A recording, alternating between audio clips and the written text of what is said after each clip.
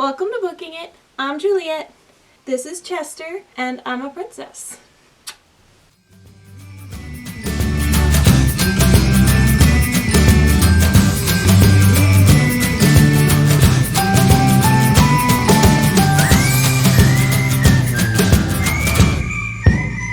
Today I was doing laundry and I put this shirt on and I decided I wanted to do something Disney related because I love Disney.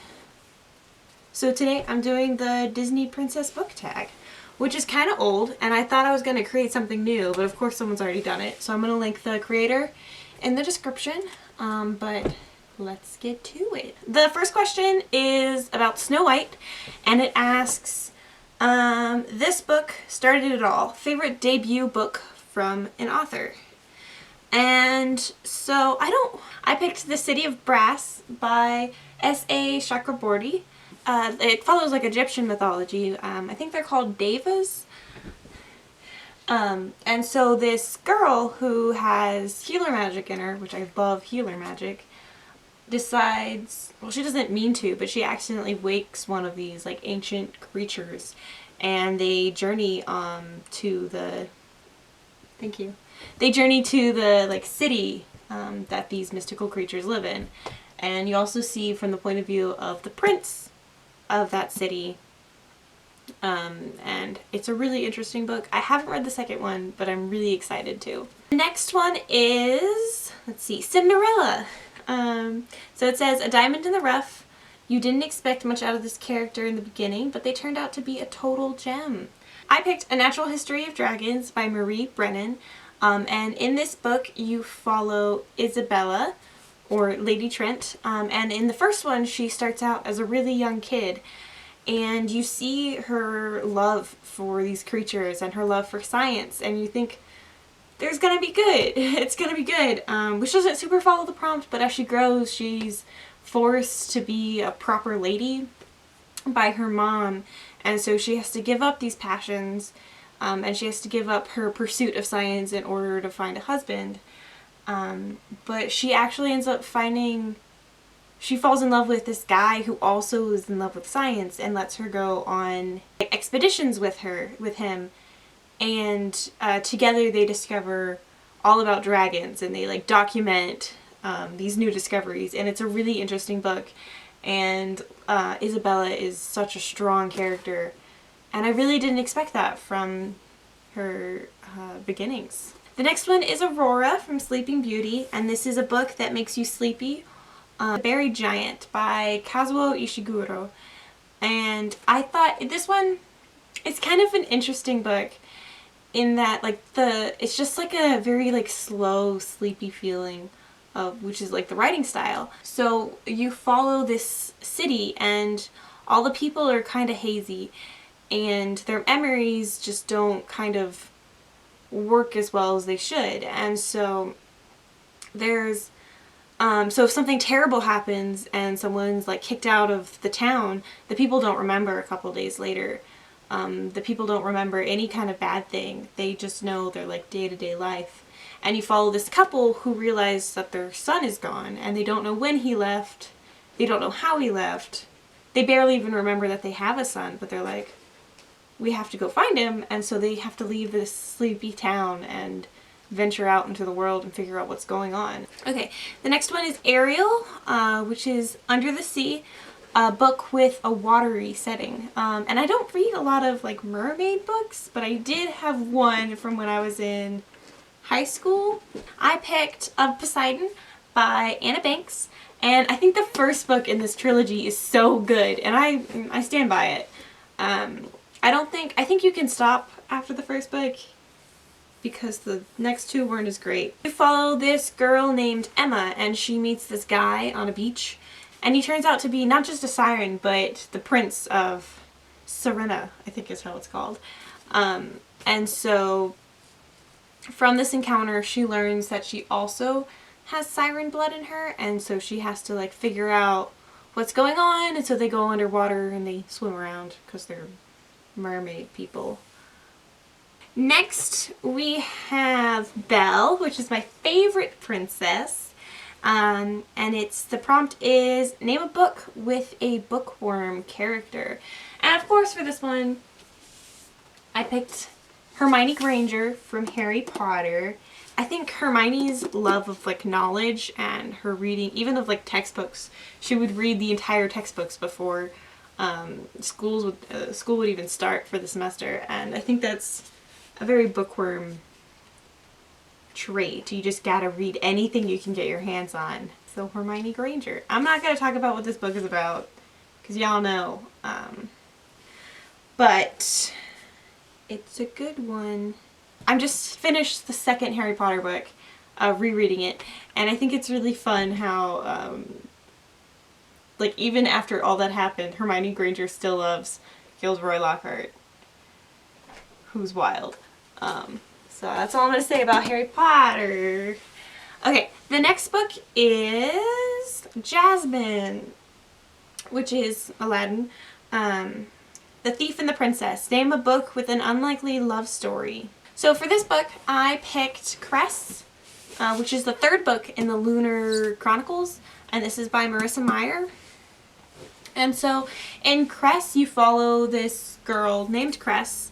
And so Cress is stuck in this satellite and she's just orbiting the Earth all alone, and she's just kind of documenting all the things that are going on Earth.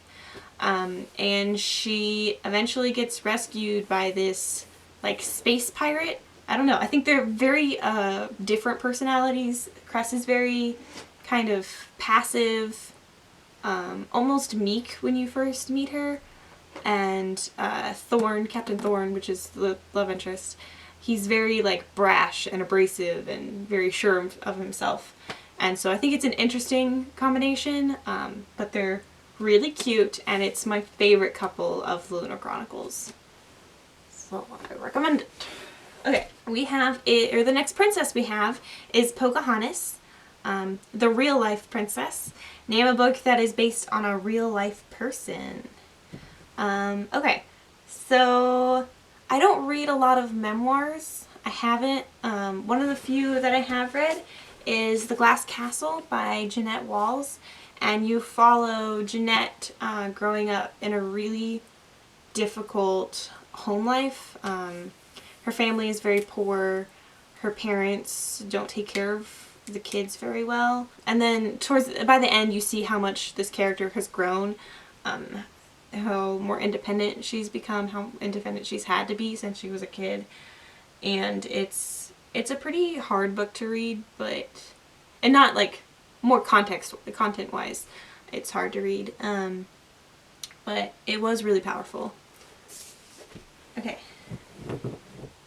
The next one is Mulan. And this prompt is The Princess That Saved the Country. It is Skyward by Brandon Sanderson. And I think Spensa is a very strong character. She's a Gryffindor for sure, in the sense that she's very, she's quick to action, and she's very brave, and she's very courageous. And so you follow Spensa in this planet called Detritus, and it's like plagued by these like aliens that are constantly attacking them. And so Spensa is dying to be a pilot, but she's growing up as the daughter of a coward, and that's the worst thing you could be. And so she's very, she has to be very sure of herself, and she has to be very almost pompous in order to get the opportunities that are normal for everyone else. And so it's a really good book. She's a very strong character. Okay, the next prompt is Tiana. Oh, this is my second favorite Disney princess, Tiana. The princess with the coolest or most diverse cast. So name a diverse book, whether it is a diverse set of characters or just diverse in general. Okay, so this one I'm going to mention an author first, and that's Rick Riordan. I think he's come a long way in his writing. In his first series he published was the Percy Jackson series, and it was an all-white cast. It was very heteronormative, and he's been he's matured, or not matured, but he's grown so much as an author. In his second series, his main characters were a mixed race group of siblings. In his next series, which is the Heroes of Olympus, there are characters with Hispanic descent, Asian descent, Native American, and so he really explored like different racial backgrounds. In one of his newer series, he has a love interest who's gender fluid, and in his very newest series, the main character is bisexual. And so I think Rick Riordan has done a lot to try and normalize these diversity in young adult, or in the middle grade genre. So I thought I'd mention him. Is Rapunzel. So for Rapunzel, the prompt is to name the longest book you've ever read, which I do really love long books, and I couldn't decide between two of them because they're about the same length. And so technically the longest book I ever read is A Little Life, which I just finished in January, and it's a very heartbreaking book. It is the most soul-crushing book I've ever read. I don't super recommend it. I think there's a lot of trigger warnings that you need to be aware of. It can be a very harmful book to a lot of people, so I think you should be aware of that before you decide to pick it up for yourself. But you're following 4 boys right after they graduate college, and you follow them from the very like poor post-college life as they're like finding apartments in a place where they don't have like parents who are supporting them. They don't have great jobs to support them, so they're living in really terrible places, and you follow them from that point all the way till I think late 60s, 70s, and you see how much they grow, but you also see how much heartbreak they face throughout their lives. And it's a really great book. Okay, this book is 814 pages, and I think it's a very beautiful story, but I docked it a star because I felt manipulated by the author for the sake of tears. Okay, and so the other longest book I read, I also want to mention The Priory of the Orange Tree, which is literally a weapon. So this one's technically longer if you count the appendix at the back of the book, where it just gave like the different names of all the characters and like the countries. And it's an epic fantasy book that's confined to one book. So it's really interesting. I think it was a really creative idea, and I think the world is really interesting. I don't go into this book expecting a lot of dragons if you really love dragons, because there's a disappointing amount of dragons in it, in my opinion. And because it is confined to one book, it does have it misses a lot of like the traveling scenes that you get in a lot of epic fantasy, and you miss out on a lot of details because of that. But it's a hefty book, and it's a good one, so I do recommend it. Okay, the next prompt is Merida. Her quote is, "I determine my own fate," and it's a book where there is no love story or love interest, or it isn't needed. I picked Beartown by Frederick Bachman. Beartown is another very hard-hitting contemporary book, and you follow this town, like you follow this very small town where hockey is it's like the most important thing to all these people. To the upper class, it's something they make money off of, and to the lower class, it's like one of the few like forms of entertainment in the town. And so you follow, the hockey players, these high school hockey players are revered throughout the town, and they're seen as these like, they're just like superior to everyone else. And so you follow Maya, and something terrible happens, and the story is basically how how the town reacts to this terrible thing. Again, trigger warnings for this one. I don't want to spoil it, but I will put trigger warnings for Beartown and A Little Life in the description, just so you're aware. The next one I have is Elsa, which is a Frozen Heart. A book with a wintry, cold setting. And so I was looking at recommendations for Polar Fantasy by Jadeyraereads, which is so interesting. It's not a genre that I've read a lot of, and I didn't even know it was like a genre. I guess it's like a subgenre, but it is something I'm interested to look more into. But one that I have read is A Winter's Promise by, let's see, Christelle Debeau. It's a French translated book, so I'm not sure about my pronunciation of the author's name. But in this book you follow Ophelia, and so she has the ability to, she has two abilities, one of which is to walk through mirrors, and the second is to be able to touch an object and like understand its history, which I think is really interesting.